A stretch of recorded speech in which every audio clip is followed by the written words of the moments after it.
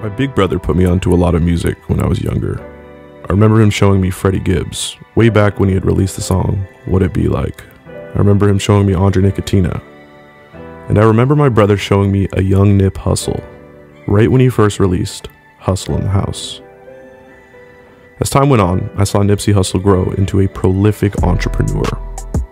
In high school, one of my favorite mixtapes of all time was Crenshaw. I can't tell you how many times I've listened to that mixtape. Nipsey's lyrics became a constant reminder and motivator for me as I worked in Seattle's medical marijuana industry as a high schooler. And to this day, the lessons I've learned from hearing Nipsey talk business have stuck in my head. And I think a lot of people that listen to Nipsey would say the same thing. Welcome to High Design Music. In this episode, we will cover the brilliance of the late, great Nipsey Hussle. This is the entrepreneurial marathon of Nipsey Hussle. All money in, no money out. Please make sure to hit the like button, share, subscribe, and comment down below. I would say that Nipsey Hussle was one of rap's smartest entrepreneurs, coming out of the new era of hip-hop in the late 2000s and early 2010s. I was in 7th grade when my brother first showed me Nipsey, the first song obviously being Hustle in the House. Now, this song came out in 2009, and if we listen to the lyrics, we can hear him say the line, quote, "Now it's rap money, no advances, all royalties," end quote. This line refers to the independent artist route that Nipsey took. Nipsey was a super strong advocate for rappers taking the independent route, having ownership over their own music.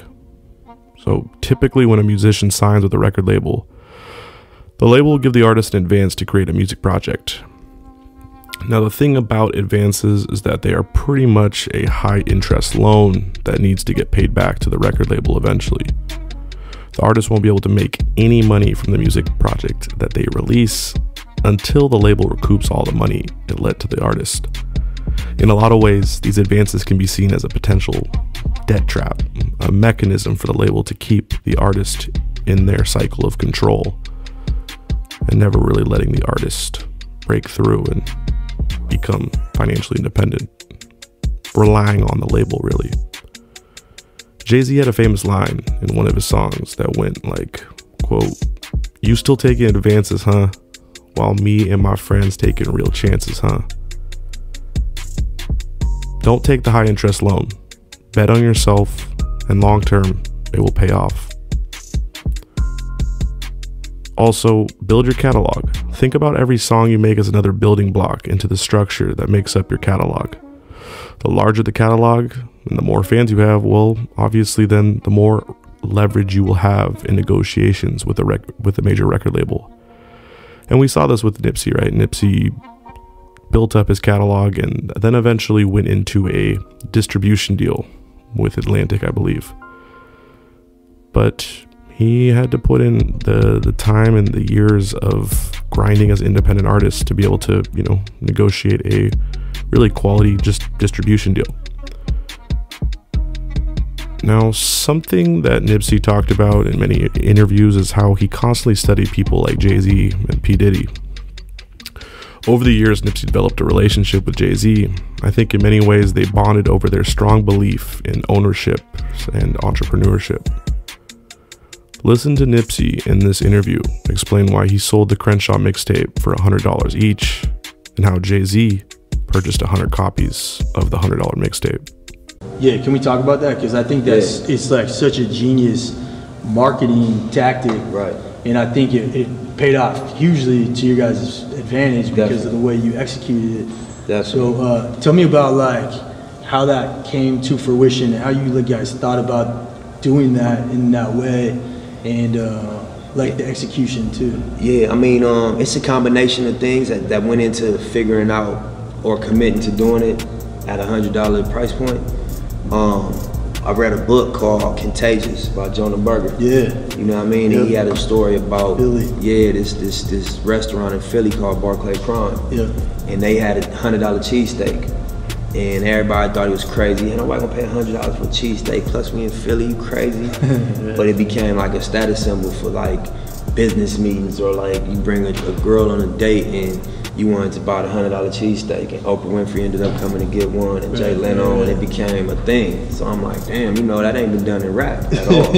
I figured that an artist has that type of fractional fan base. You got some fans that's mildly engaged, and you got some fans that's 100% committed. So when you give a directive like, it's $100 for the album, you make it special, it come with a private invite-only concert.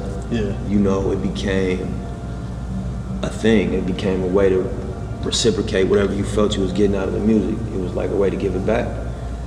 And you know, when we announced it, I got a lot of backlash at first, you know, but then there was also a free version of the project too. If you didn't want to buy it, you could download it free. And then if you wanted to buy it on iTunes, it was on iTunes. You wanted to stream it, it was on all the streaming platforms. That's why the main phrase was proud to pay, but the tagline was just always by choice, never by force. Yeah. And so, you know, Jay-Z reached out and he supported the campaign. He spent 100. Yeah, he bought 100 of them, spent 10 racks with us. It's cool. Yeah, and that set the media and just the narrative of the album on a tailspin. As we can see in this video, Nipsey understood three major things. First, he understood how generating publicity can translate into people checking out his music. The amount of publicity and new eyeballs that was drummed up from not only selling a mixtape for a whopping $100, but also the headline that Jay-Z had bought 100 of those mixtapes for $100 was absolutely massive. And, you know, I love how Nipsey created hype around a business move or the price of the mixtape rather than starting some beef, which, you know, today we see so many of these rappers trying to start beef and putting negative energy out there to create hype so that people will check out their own projects. So I love to see that. Now, the second thing that Nipsey understood was the idea of building brand, building exclusivity, and how creating products that become status symbols can be extremely lucrative. And third, and probably most important thing that Nipsey showcased was the power of understanding his fan base, truly understanding who and in which regions of the world were super fans of him. See, way back in 2015, Nipsey understood the power of data. Every time somebody buys my mailbox money on my Proud to Pay website, my app will alert me, and it'll tell me who they are, what their Twitter is, what their telephone number is, what their email is, and it also show like how much they've spent with me. So, you know, you got certain people that, you know, when they hit me, or like when I make a sale, for example, you'll see like, okay, this person spent 2 orders with me. They bought Crenshaw for 100, they bought mailbox money for 1,000. So this person spent 1,100 with me, and that's who they are, and it's their address, and it's their Twitter name, and here's their text message, and I can hit them and be like, you know, you making history, you know what I'm saying? You changing the game, I appreciate you. And it shows you where in the world, you know, these people are. And so that really helps with touring, because you can see like, okay, I did, you know, 2,000 units in, you know, Texas, and or in Dallas, you know, so these 2,000 people, you can send a link to your concert directly to the people that bought your album. When it comes to cryptocurrency, Nipsey Hussle was far ahead of the pack. Back in 2017, Nipsey began to get heavily involved in cryptocurrency. Tell me another rapper, hell, tell me another famous musician that was investing in crypto back in 2017. In September of 2017, the price of Bitcoin was around $5,000. Do you know how much Bitcoin is worth today? Around $63,000 or so as of this recording. Yeah, Nipsey was ahead of his time. I think it truly does show that he did have a true mindset and eye for identifying new potential entrepreneurial abilities. And for anyone trying to be successful, especially as an entrepreneur, whether you're a content creator, musician, or really anything, you need to understand that there are a bunch of small little windows that appear. And these windows, right, a window of opportunity only lasts so long. So you need to be able to be educated so that you can understand when these windows appear so that you can take advantage of them and, you know, reach success or, you know, gain wealth while the window is still open. And like I said, Nipsey was far ahead of his time. Check this out. Just cryptocurrency is, I think it's like a form of karma. I think that the banks had such a crooked model that the engineers and software designers and programmers was like, we're not gonna fix this with a protest. We're not gonna fix this with a march on Wall Street. We're gonna fix this with technology. And they created a equalizer that just checkmated the whole game. You know, that's my view on it. It's just like the energy balancing out what went wrong over there. And just the disadvantage that the people were at, the cryptocurrency is balancing that out, or will in the long run. It's gonna take a while, but it's gonna create an option. And you're not gonna have to go operate in that system that led to like 2008, all the banks collapsing and the real estate bubble and all the malpractice of power that, you know, was happening in the banking industry and the central banks and all that. So it's like, damn, that was slick. Whoever came up with that was slick. If you really peep it from a political point of view, you know what I mean? That was real effortless checkmate. You know what I mean? They exited before anybody knew what was up. Yeah, still got bailed out. You know what I'm saying?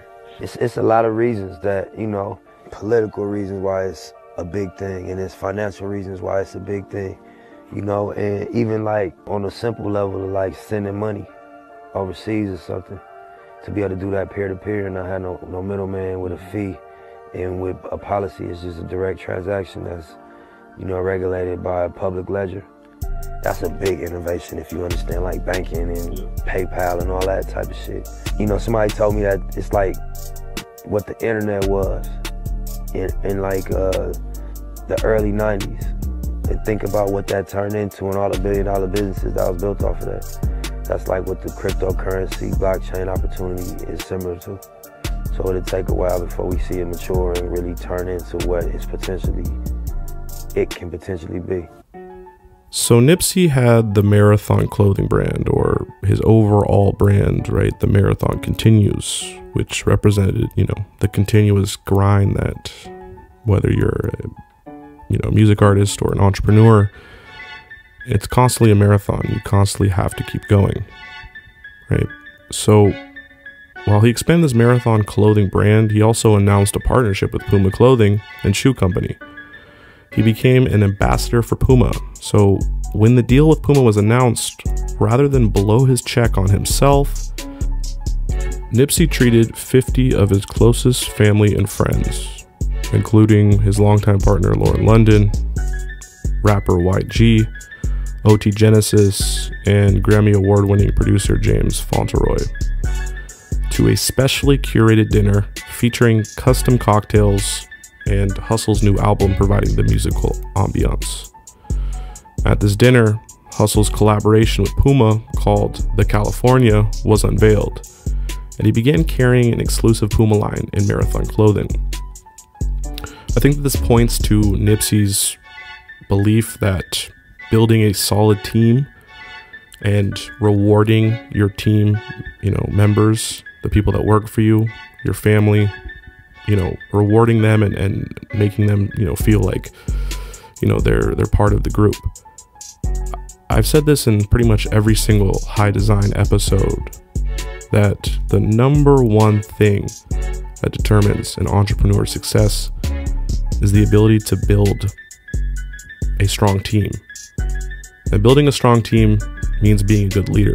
And being a good leader means, you know, giving praise and giving back and paying and, you know, reimbursing your team for all of the amazing work that they did for you, right? Teamwork definitely makes the dream work. Nipsey also invested very heavily in the Marathon Agency, a digital marketing agency co-founded by Karen Civil and Jorge Peniche. The Marathon Agency was heavily involved in the 2016 United States presidential campaign, reportedly received a hefty sum from Nipsey to help with startup costs, so Nipsey was one of the main investors. And like I said, the Marathon Agency was heavily involved with the 2016 campaign, meaning that they were helping Hillary Clinton and the Clinton campaign connect with the black community. So it really does truly show you that Nipsey's investments really was getting to the, truly getting closer and closer to, massive amounts of power, meaning the, the Clinton, campaign, right? What's more, according to Steve Carless, is that who is the head of the Marathon Agency, the company looked at Nipsey as a silent partner because he had invested close to 6 figures in bringing the Marathon Agency to life. Nipsey also had for a long time been a lover of weed. He had close ties to the medical marijuana industry in LA, and eventually the Marathon OG strain would be created and is now sold by the Cure Company in Los Angeles, right? We have seen continuously Nipsey made so many different investments into things that he believed in, and we'll get into, why that really is so important a little bit later here. Now, something I have mad respect for Nipsey is his understanding of land ownership. Nipsey began to take the money he had made from music and other businesses and started to invest it into real estate, but more so real estate within his community. The corner plaza located at Crenshaw and Slauson, where he used to trap, where he used to hustle, right? Where he really got his last name, or his name, Hustle. It has become a mecca for not only all things hustle, but a statement and example of growing generational wealth and entrepreneurship. This plaza was a place where Nipsey and his friends used to hustle right outside. Eventually, Nipsey and his team would open up the Marathon clothing store, and then he would eventually purchase the entire plaza. The plaza is now known as Nipsey Plaza, but that wasn't the only real estate Nipsey would invest in. As, the forward-thinking businessman that he was, Nipsey Hussle recognized that developing communities, including to which the one he came from, needed, places for co-working spaces. And so he teamed up with a company called Gross to offer, quote, flexible short-term leases, daily passes, monthly memberships, private offices, and custom build-outs to budding entrepreneurs. He wanted to really actually invest into the infrastructure that would help birth more entrepreneurs from his community. And Nipsey Hussle wasn't just interested in giving back to the youth or investing in businesses in the hood. He was interested in taking back the hood, right, where he was from the corporations and the overseers, giving it back to the people that he grew up with, right? In addition to the Vector 90 space, where I mentioned earlier, the co-working space, Hussle partnered with DJ Khaled and several other investors, and they acquired a leasehold for the Viceroy Santa Monica, which is a massive luxury beach hotel, which has 162 rooms. He was also looking to invest in other businesses. It's his ownership and advocacy that he carried all throughout his life. And like I said, this will be 100% part of his legacy, or it is a part of his legacy, right? He invested and he taught a lot of people invest back into your community, because that's really the way to do it. And unfortunately, we lost him in his untimely death a couple of years ago. In conclusion, Nipsey will be greatly missed. Nipsey was someone who grew up in a tough environment, yet that didn't stop him from trying to educate and uplift his community. It's sad to think that Nipsey was on the track to reach a stature of entrepreneurship on par with the likes of Jay-Z. Nipsey was one of the rappers that learned early on that making money for music was not really the long-term goal, right? He realized that becoming a rapper, and a famous rapper at that, created a platform that could be leveraged into business opportunities. He, like Jay-Z, realized that music was not going to truly build generational wealth. He knew what really built generational wealth. And that was the investments into companies, real estate, stocks / crypto and building different brands, brand equity. Nipsey was obviously a born leader, and he led so many, including myself, into understanding that becoming successful is a marathon. It takes time. But if you keep working, eventually you will reach some amount of success. While we know Nipsey as a rapper, I believe he was so much more than that. He rose to a level of influence where anyone that listened to his music or heard him talk business actually genuinely listened to what he was saying. And in this era where everyone is talking and it feels like hardly anyone is listening, that's a rare attribute to have. Rest in paradise, Nipsey. You will be missed, but never forgotten. I know your legacy of entrepreneurship and community upliftment will live on through the people you have inspired in so many other ways. That is, of course, the hustle way. Thank you so much for watching this episode of High Design Music. If you would like to see an episode on someone else, please let us know down in the comments. This is a series that aims to shine a light on the amazing entrepreneurs that are in and throughout the music industry. To highlight that some of these musicians are far more than makers of music, but rather leaders that are showing us that there is many different paths to success and financial freedom. The marathon continues. All money in, no money out. The best thing you can do for a person is to inspire them. That's the best currency you can offer them, an inspiration. And so when a person can rely on you for that, you know, that empowers them in every realm of their life. Being inspired, it empowers them in their relationships and their business and their art and their creativity. It empowers them because without inspiration, you dry and you know you can't summon the energy unless you're inspired. You know, so when people can rely on you for that, you know, they just want to make sure nothing changes and that it stays like that, and that, you know, for no reason do you have to, you know, stray from that. So I feel like it's like, when I said that, I meant, you know, that's the best thing I could offer my fans.